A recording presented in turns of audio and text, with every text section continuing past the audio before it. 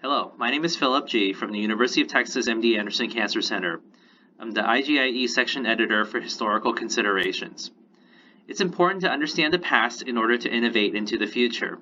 As a member of the inaugural editorial team at iGIE, I'm excited to launch a section on historical considerations in endoscopy.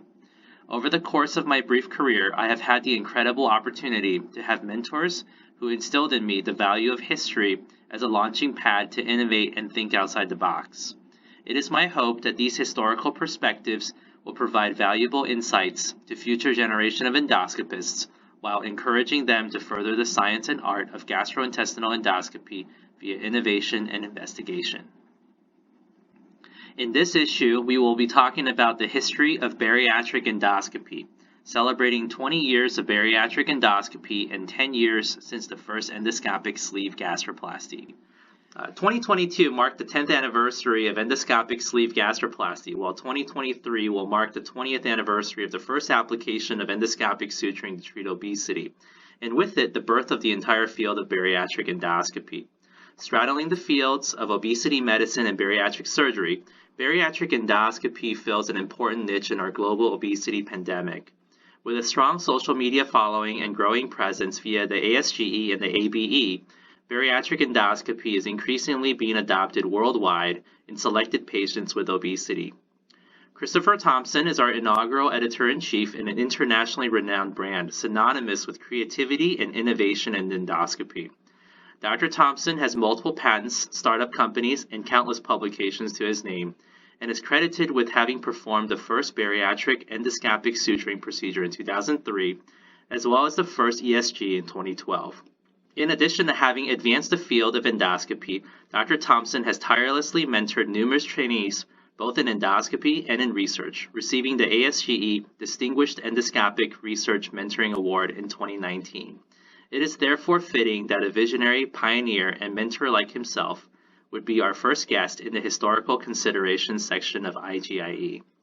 Dr. Thompson, thank you so much for taking the time to do this interview. It's truly an honor and privilege. Why don't you go ahead and tell us a little bit about your own background and training in endoscopy? Certainly. Well, thanks very much for that, very kind introduction, Phil. And it's great to spend some time with you this evening.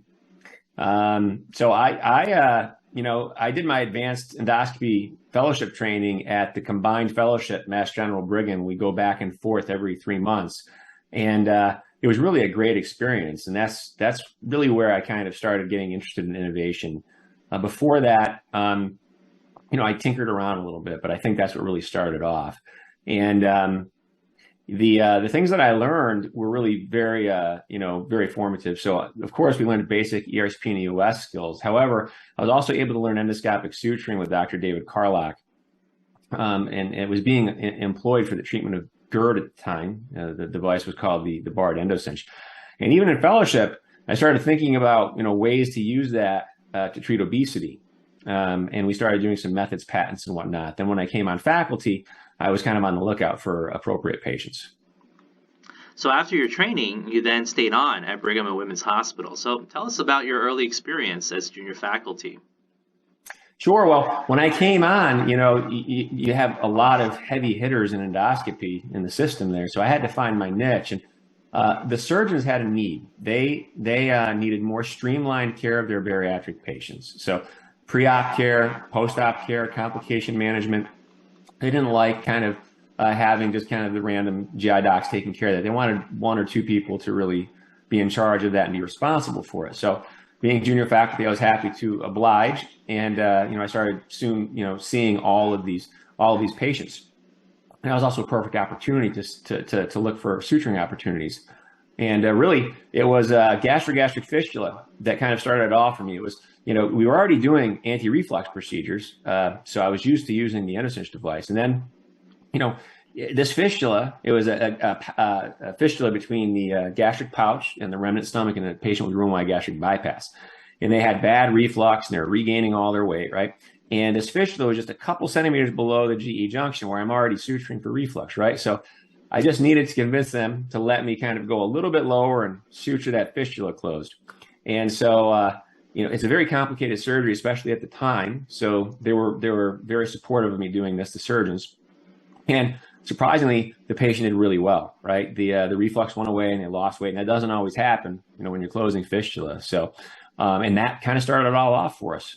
And then, then we started looking for other ways to do it. And the next one was the gastrojejunal anastomosis. That was just a little further south. And we did a lot of background research in that and kind of found an association between the dilated outlet and weight regain. And so we started making the outlets smaller and trying to build evidence so we could do primary therapies. Very good. And that's such an amazing story, and it really kind of goes back into the very beginnings of the field of bariatric endoscopy. So, naturally, I actually have the original device here. Very nice. This was the original EndoCinch device. And, we turned it into a writing utensil. There's a couple of them left, so kind of fun to have around. But this was a beautiful system to use. It was very streamlined. It connects to the biopsy channel of the scope, and you just kind of go back and forth to place stitches. Then you have to kind of come in and out with the system. But this is kind of what we use, the original EndoCinch. Very nice little streamlined device. And I kind of miss it, but this deserves a lot of credit for our field right now. What were the limitations of the device?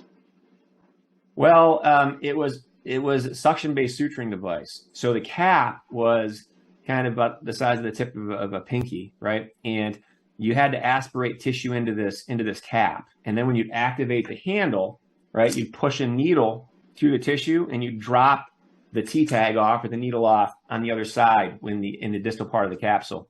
Then you have to come out with the device, unscrew the cap, take out the needle, reload, and go back down. So you had to come in and out a lot through an overtube, which was a bit of a, efficiency issue. But also the real problem was the suction-based nature of the device and the size of the capsule is not allowing us to get full thickness suturing. So you're getting good early efficacy signals, but then the long-term weight loss wasn't great. And I remember you were saying because each individual suture came out of the patient's mouth, you would run into situations where you'd have a lot of sutures coming out of the patient's mouth before you tied everything down.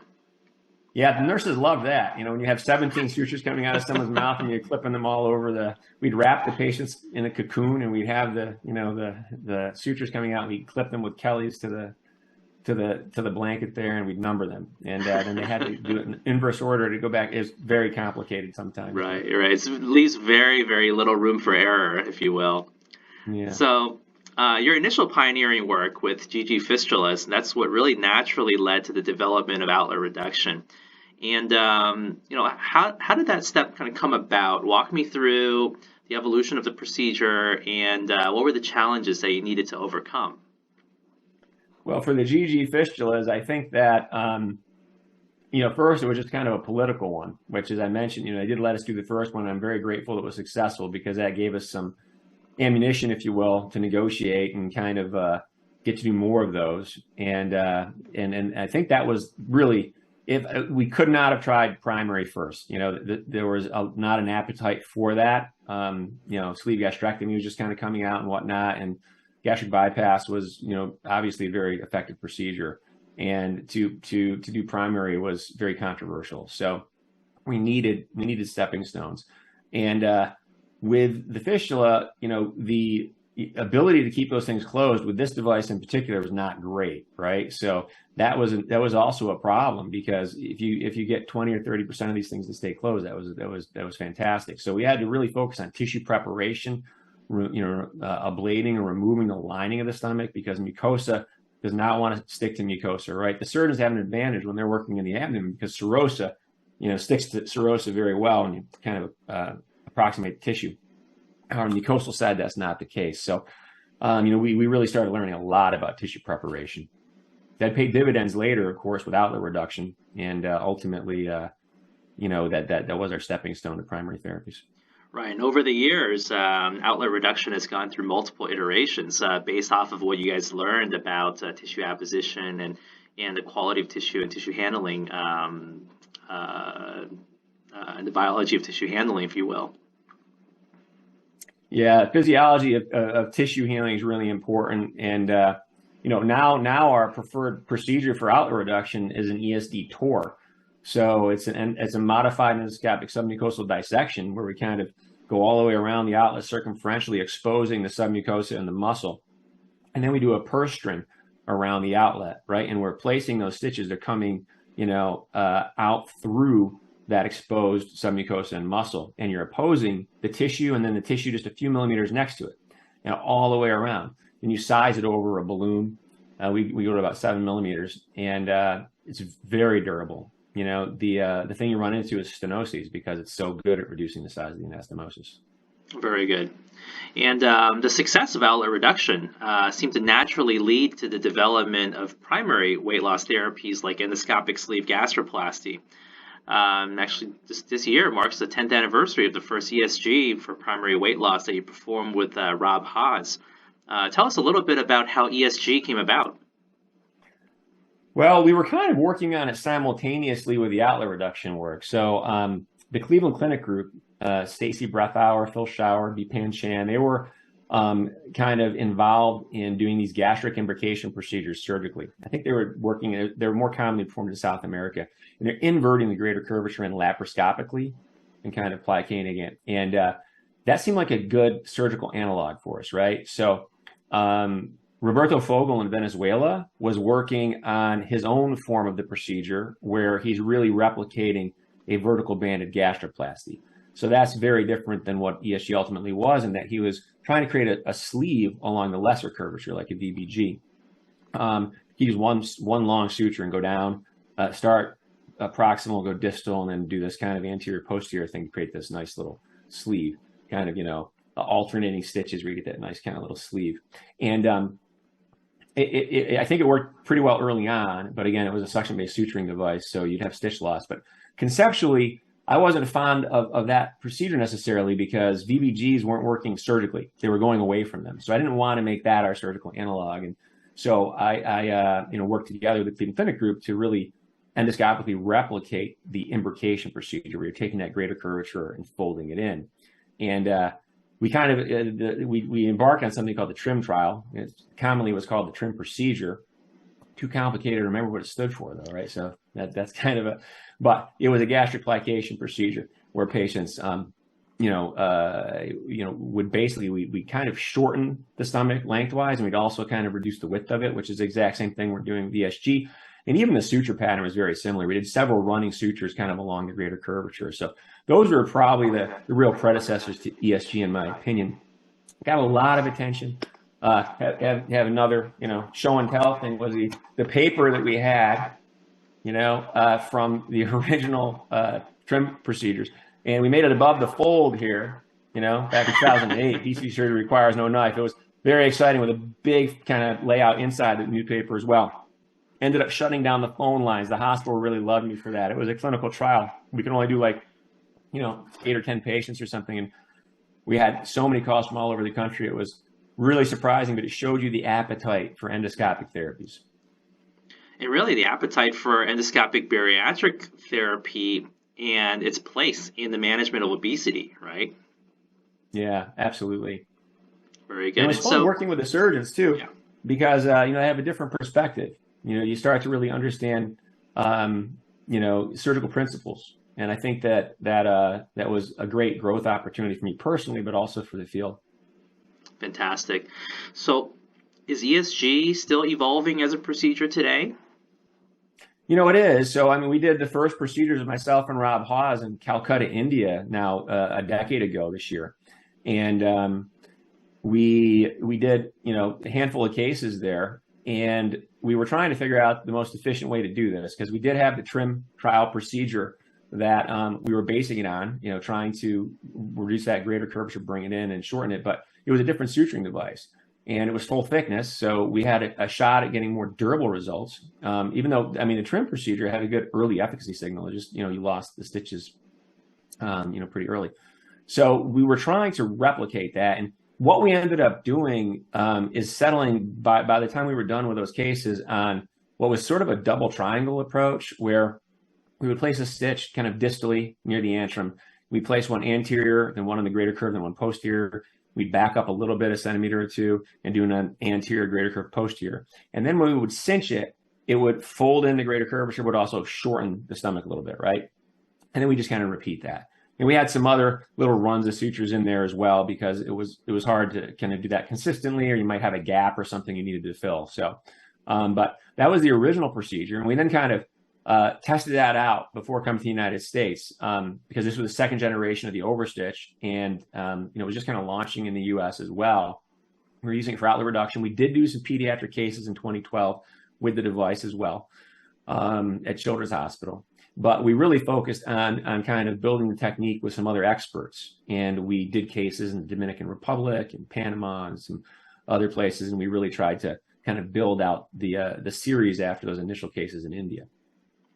It's very interesting. And, and actually it's interesting to note that in interviewing you and listening to you, we've come to notice that a common theme to your innovativeness is a very deep understanding of pathophysiology and of mechanisms of action.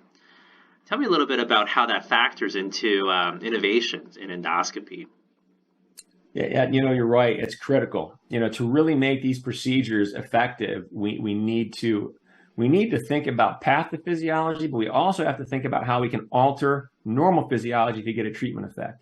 So we don't just have to wait for a better understanding of pathophysiology. That's great, and it's good to have that understanding and be able to target it directly. But you can also use normal physiology and kind of manipulate that to get a treatment effect. So there's different ways you can go about it, and I think that you have to really be a student of this. For instance, tissue healing was one example. We were able to go from 3% total weight loss with suction-based suturing device, interrupted stitches. We got a full thickness device, went up a little bit to near 6% total weight loss. And then we started doing purse strings with APC ablation. We're up to 8%. And now we're doing ESD with a Torium. We're up to 12% total weight loss. And that's persisting out at 5 years and maybe even longer. I think this next EDW will have 10-year results on 50 patients. So very encouraging when you start kind of using surgical principles and understanding of physiology to try to obtain better results. Right. Additionally, when it comes to ESG, we've been doing something very exciting this year, and it's incorporating a myotomy. So if you think, intragastric balloons and ESG, they're thought to work by delaying gastric emptying. That's kind of the general concept, right? So the basic steps of gastric physiology, there's first fundal accommodation, and then there's the mixing and breakdown of food, and then of course there's the antral pump that removes the food from the stomach in general terms. And these different bariatric devices kind of all address different portions or facets of digestion, if you will. So like the original post procedure focused on a fundal accommodation. That was the one thing it was doing, really. A bunch of plications in the fundus, and it was trying to stop that stress from happening, to accept the meal and trigger early satiation. That was what it was going for. Ended up getting 5% total weight loss in a randomized trial. It didn't seem like that was the best mechanism. Intragastric balloons and ESG, really, we're putting all the stitches in the body, right? So you're really affecting the grinding, mixing, breakdown of food, and you're maybe affecting a little bit of the fundal accommodation because you're shortening the stomach, right? So with ESG. So some studies have shown that gastroparesis is probably one of the more important mechanisms there. Then we had the transpyloric shuttle. That was very interesting because it really focused on emptying and the antral pump and inhibiting that. So we recently came up with a new procedure we call the GEM procedure, which is gastroplasty and endoscopic myotomy, where we do basically a pylorus sparing antral myotomy. So we leave the pylorus intact. We don't cut that, and we run a myotomy or two, kind of the entire length of the antrum, inhibiting that antral pump. And we've done about 15 or so patients. All the patients that we've done have had significant delay in emptying. If you look at them across the board, the half-life goes from about 90 minutes to over 200 minutes. So now we're getting kind of really more consistent results. So what we're doing is we're adding a new element, right, to this to address the shortcomings of ESG. A myotomy is more consistently, you're able to more consistently perform that. It's just a myotomy of a certain length, and there's so many stitch patterns, right? So you're getting more consistency. Durability is probably there with a double myotomy, right? It's hard for that to grow back. Cost might even be lower ultimately because now we're just doing a myotomy without the suturing, right? That's been the next thing we embarked on, and very exciting kind of early efficacy signals there as well. So I agree, really important to have a good understanding of physiology and kind of have a plan on how you're going to manipulate that to get the treatment results you want. Exactly, and just like you said, it all boils down to being able to understand the physiology, the pathophysiology of disease, and understanding mechanisms of action and how to take advantage of all of those things to the patient's advantage. We're well beyond what we used to do, which is Right. just see a surgery and use that as our kind of analog and model after that and try to reproduce it. Endoscopy can do things surgery can't do, and we need to kind of explore that a little bit more. Absolutely. And you alluded to this a little bit, in the sense that ESG, even in all of its iterations, has remained fairly technically challenging, for which it requires a significant amount of expertise, familiarity with endoscopic suturing. What has been your take on how one develops competency in performing bariatric endoscopy and in ESG, and how do you get your fellows ready for something like this? That's a big question, and I don't think any of us have the answer to that yet. I think it's important to note that everyone has a different starting point, right? So surgeons understand kind of surgical principles and how to take care of the patients a lot of times pre-op, post-op. But maybe they don't have as much exposure to the device, so maybe they have a technical need. Really strong advanced endoscopists that do many different procedures may be quicker to pick up suturing. They might not be too, but they might be quicker. So they have the technical advantage, but then they have a cognitive deficit where they really need to learn a lot more about taking care of their patients and kind of, patient selection and where they, the different treatment algorithms as well. So everyone's a little different. That complicates things, right? And then we don't have any good metrics for assessing competency, right? Or for credentialing. So it's a little bit like the Wild West, and that gives the insurance companies pause. So, they want to see that we're doing a good job policing ourselves and making sure that, people are properly trained before they do these procedures. And we're kind of not doing a great job of that right now. So I think that within our fellowship, our fellows do a whole year of this. They do, a couple hundred suturing cases. They come out very skilled, very competent, and, but not everyone can train that way. So we need to think of new ways to help train the practitioners that are already out there. And I think that it's going to take a lot of efforts from the societies as well as our industry partners to do that. Ryan, part of that is what led to efforts, especially on your end, for all sorts of educational contributions to the field. For example, textbooks, DVDs, hands-on and live endoscopy courses, the Association for Bariatric Endoscopy. All right, these are all, I feel like these are all major contributions that you've made to the education of the field as well. Yeah, it certainly was a great opportunity. Whenever you combine your research interests with your kind of clinical work, there's just a lot of opportunity to be very productive. And those fellows have been great. We trained over 30 bariatric fellows now, and we consider them bariatric endoscopy and endoscopic surgery fellows, right? Because they do POEM and ESD and other things as well. But those 30 fellows were very productive, and they've published and they've gone on to great, things, and they're very successful. And I think that that's another way to build the field, right? And then they're going to start training people, and then there you have it, right? So that's really the way of the future, I think. Absolutely. And I think you alluded to this a little bit, but training issues aside, overall, the uptake of bariatric endoscopy procedures still has limitations. What do you think have been the major barriers to adoption here? Well, I think that there's a technical learning curve, especially with ESG, that is tricky to overcome without volume. Similar to colonic ESD, right? You need a certain number of reps to kind of be comfortable and make sure you're not hurting patients and whatnot. And it's hard to get those. And there's some early studies in that by Reem Sharaya's group and whatnot. And it's a considerable number of patients that you kind of have to scope in a supervised setting. So that definitely slows things down. Additionally, the kind of obscureness of the reimbursement. I think patients certainly will seek the treatment.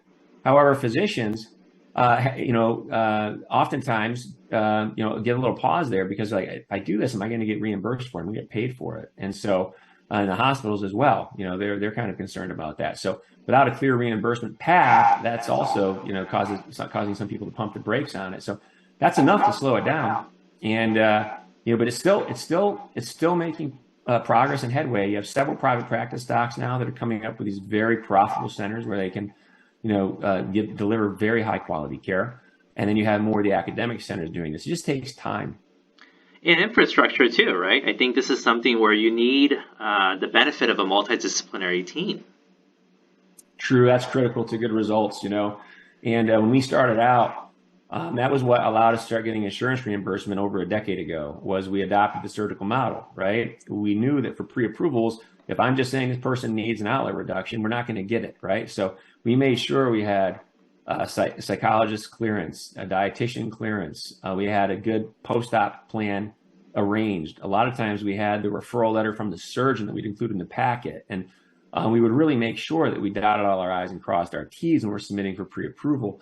And that led to us getting, you know, insurance coverage for a lot of the procedures early on. Absolutely. So aside from bariatric endoscopy, Chris, you've also been a pioneer in all other areas of endoluminal surgery. You've even started up several companies. How has your expertise and understanding of these other aspects of therapeutic endoscopy influenced your own advancements in bariatric endoscopy? Yeah, so I think they go hand in hand, right? So with the companies, I was, you know, very fortunate to get several Department of Defense grants when I was just out of fellowship. And it was really focusing on notes, right? So natural orifice transluminal endoscopic surgery, which was, you know, you go through this, come down the mouth, go out the stomach, and try to take the gallbladder out, right? So it was very kind of controversial procedures. But from those procedures came a lot of technologies, right? Anastomotic technologies. We developed magnets that we were originally using for retraction, for retracting the gallbladder so we could take it out. And then we started making anastomoses with those, and they're in numerous clinical trials all over the world right now. And you know, they're going to replace staples for some indications, we think. So it was a great kind of advancement that came out of there, and it is now you know, kind of targeting metabolic surgery, and that's a place where those might be effective. Additionally, we have endoscopic suturing devices. We have many other things, bleeding sensors and whatnot, that were all kind of very I think, you know, very, very much tied to what I'm doing now clinically as well. So I think, again, it's just matching your clinical interests and your volume with research ideas. And then Boston is a great place to do that because you have to do it as a team. You know, you really have to be very fair and you know, find really good people to work with. And that really is how you're successful. And I mean, there was a lot of cross-pollination as well, right? I believe in your career. Oh, absolutely. I mean, so with those early grants, I had an ASGE Career Development Award, and this allowed me to cross-train the surgery with Dr. David Ratner over at the Mass General. And that was a phenomenal experience. I learned so much about surgical principles, and really it's just a different way to think. And it took me back to med school, you know, and I really think that we should probably train advanced endoscopy differently. You know, I think doing sort of like what the Brazilians do, a couple of years of general surgery and then get into many years of endoscopy. And I think that would, you know, allow us to have kind of the right mindset for doing these procedures, and you know, also help us to build our skill set so we're technically capable of it. And it's kind of very exciting. So that grant was very helpful to me early in my career. Very interesting. Where do you see the field going for a bariatric endoscopy? I mean, the field has come so far in the last 20 years since, you know, and then about 15 years since that Boston Globe paper even. Where do you think the field is headed?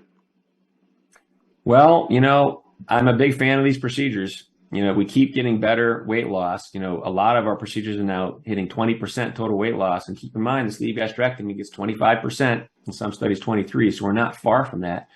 And if we start combining our procedures with medications, we're getting right up there to surgical numbers. So I think, you know, that doesn't mean there's not room. There's no place for surgery. Surgery's, you know, fantastic. It's very, you know, very effective, and we should definitely encourage patients to have surgery. However, the time has passed saying, oh, this is experimental. You know, oh, this might not help patients. We know it helps patients. We have many studies, including the MERIT trial, which, you know, really showed fantastic results. It was a randomized control trial, and it was done during COVID, and still got 13% total weight loss, even though patients couldn't go to the gym, and even the control arm didn't get any weight loss because of that, right? So I think that we have very high level evidence for this now, and I think now it's basically training people up to do it, and you know, teaching them how to provide really good care in multidisciplinary centers. I think that's one thing. Making the procedures easier to perform with newer technology, and then kind of being more physiologic, as you mentioned earlier, with our mindset as to how to manipulate these procedures and modify them to get better long-term outcomes.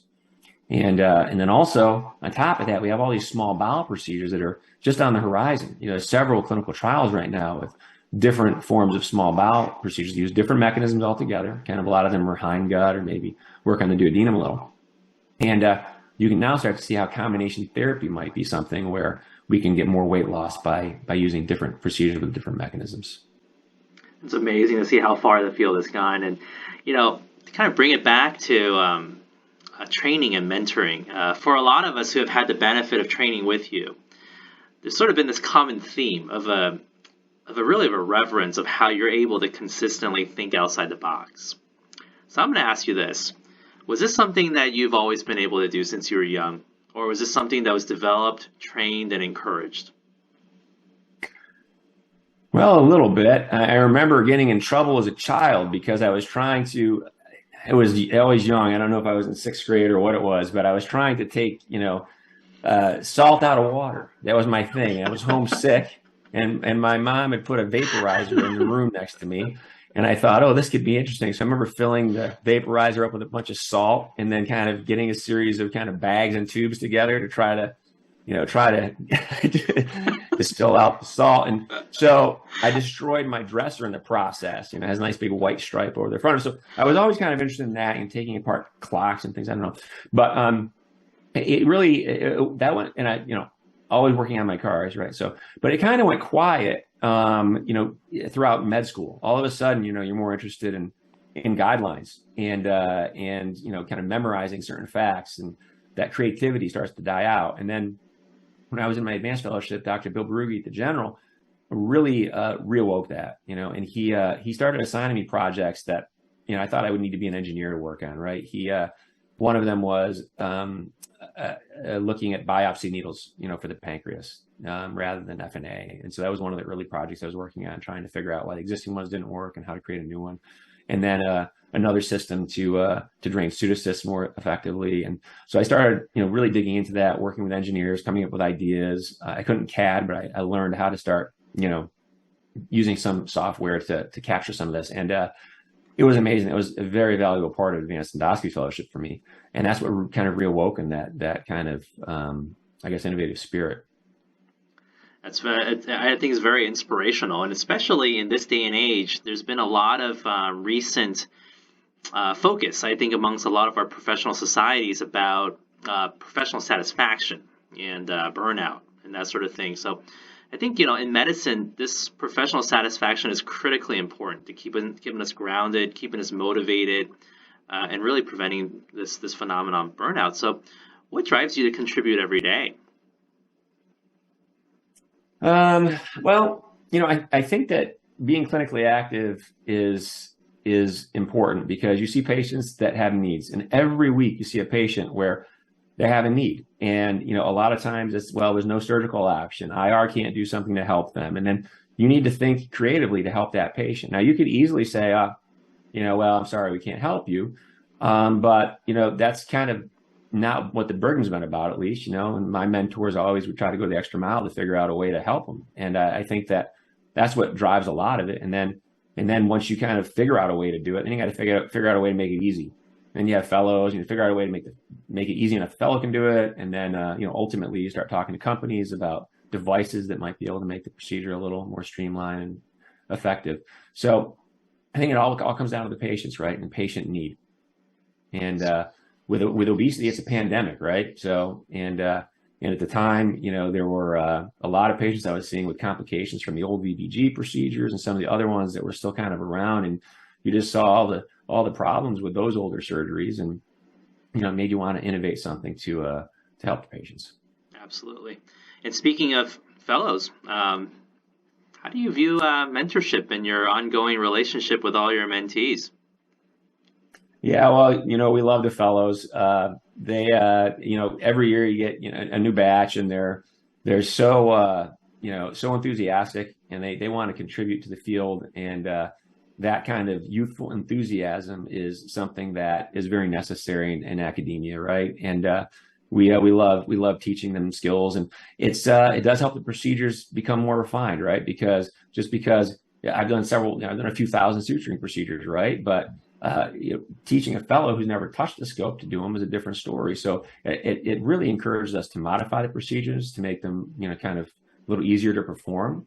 It teaches us kind of new ways of training them too. So we have a simulator that we use, and I remember before this is to train outlet reduction, so you can do an outlet reduction. And before we before we had the simulator, it would take fellows over 50 cases, 45, 50 cases, something like that, before they could actually do a whole procedure on their own. And now we have them practice in the simulator, and we give them a test. And after they pass the test, which can take several weeks, right? But when they pass the test, usually their very first case, they don't need any assistance. So that's a very effective simulator, right? And everyone on the second case is able to do it. So, and you shorten the learning curve. It's a little more pain up front, right? But you shorten that learning curve, and we need more people to be investigating this, right? Different ways of training, shortening the learning curves, adjusting the procedures, and I think that we're going to get there.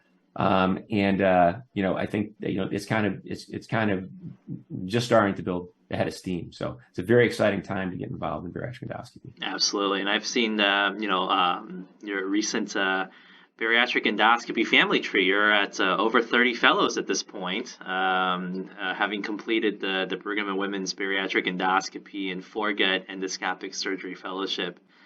I'm sure it's been a very, very fulfilling experience, and I think it's interesting to think about not just the mentorship that occurs during the fellowship, but also the amount of support that you give to your mentees afterwards as well, as they are taking on different roles as junior faculty, in terms of supporting them as far as ideas, mentorship, or even just how to overcome adversity, how to overcome complications, and how to continue that sort of pioneering spirit and rise up, if you will. Tell me a little bit about that. Well, I had very good mentorship, and I think that was critical to my success. I remember early on in my career, I was a few months on faculty, and I'm doing these fistula closures, and we had a very bad complication. Person ends up having had von Willebrand's disease. We didn't know about that at the time, and he didn't report it. He didn't know it, and he had bled a lot during his original procedure, but that was not even at our facility. So we're trying to close a gastric fistula in this gastric bypass patient. We're pulling a flap of tissue over. We have multiple stitches coming out the mouth, like I described earlier. And we're trying to pull this flap of tissue over, and we just avulse a large portion of the mucosa in the pouch, kind of near the staple line. And there's several blood vessels in there, and the thing just starts bleeding like crazy. Now the guy had a small outlet to begin with, right? And so there was really no place for the blood to go but out the overtube. So he was spraying blood out this overtube, and it just kept coming and coming and coming. And there was no stopping this. I couldn't see anything in that little pouch. Couldn't stop the bleeding. And we're just flooding blood into the guy. He had mesh in his abdomen. So the surgeons who knew we were doing the procedure, and this is why they wanted us to, they said, we can't get in there to stop this. There's mesh, and it's going to be crazy hard. He was also too big for the IR table. So IR said, we can't really help you. So, it was very traumatic for me. And then fortunately, my mentor, Dr. David Carlock, came in, asked if he could help. And I said, yeah, please. And he solved the problem. He stopped the bleeding. It was not easy, but I'm glad he was really patient and stuck with it. It was a very hard procedure. He ended up snaring off all the tissue and, putting a bunch of epinephrine down, but he was successful. And after that, I remember meeting in his office, and I came in and said, we were only a handful of cases, I don't remember, but I said, okay, I guess we're done with this experiment, right? Because that was just so traumatic, and you don't want to hurt people, right? And his advice was so important, to the development of the field and to my career. He basically said, it's your decision, obviously, but this is a turning point for you, right? If you want to innovate and you want to continue to build these procedures, you've got to get back on the horse. You've got to get back in there, and you've got to continue doing this, right? And he was going to support me in doing that, which was key. Or, you can just give up on it and, become just a very good therapeutic endoscopist, but you're not going to be building this field like you want to. So his support was critical. And I think you need good mentorship. You don't want to just go out and be kind of the only doc doing these procedures if you want to innovate. Now, if you're just going out and you're going to do a good service, you probably can do that. But if you want to innovate and you want to develop new procedures, you need mentors. And I try to be the same kind of mentor that he was to me. Absolutely, and you've been every bit of it a phenomenal mentor to all the rest of us as well in the field, both in bariatric endoscopy as well as the broader field of advanced therapeutic endoscopy. So closing things out in a couple of short points, what advice do you have for mentees and those of us who are interested in innovation and investigation in GI endoscopy? Well, I think that it's really important to understand, as we talked about, the basics. And you have to also, master the basics, the fundamentals of endoscopy as well. Because if you're not good at those, you're not going to be good at anything else, right? So we harp on the fellows about tip control and all sorts of little nuances that, doing everything with your left hand, don't do a lot with your right hand, etc. There's so many little teaching points that you start early. You start with first-year fellows, and every fellow needs to really focus on the basics and the fundamentals. They need to make sure they get that down. You can't cut corners, you can't skip that. So that's the first thing, because you can't get good at the real advanced work unless you're good at the basic work, right? So I think that's the first thing everyone can work on and everyone can do. Then the next thing is understanding physiology, like we talked about as well, right? You need to kind of really have a firm grasp of physiology. If there is information on pathophysiology, you want to understand that too. So whatever area you're working in, you want to really kind of master that also. And then, you need to have the right mentors, right? You need to have people that will allow you to push the envelope and be there to kind of be your safety net, and help you to pioneer and push things forward in a way where you're comfortable doing it. And I think those are kind of things that if you do those things, you'll increase your chance of being successful in innovating. Very good. Dr. Thompson, it's always a pleasure, and thank you so much for this interview. It's absolutely a pleasure to hear all the reflections that you've had on bariatric endoscopy.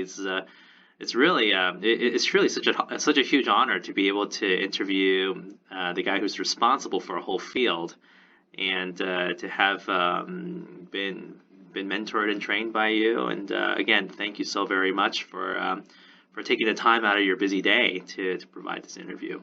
Well, my pleasure. And, there's a lot of people involved in building this field, and not just the former fellows, but there's a lot of different people. There's surgeons, there's medical doctors, there's a whole group of people that are working so hard to push this forward every day. And I'm really looking forward to reading your piece, because I want to see that timeline you're working on that goes through all the milestones of bariatric endoscopy and the people who did the first poses and the first endominas, and all that's going to be so exciting, because it's really important to learn from others as well, right? And I was wonderful, right place, right time situation for me, and I was able to contribute. But there's so many people contributing and continuing to contribute, and I'm looking forward to reading your article.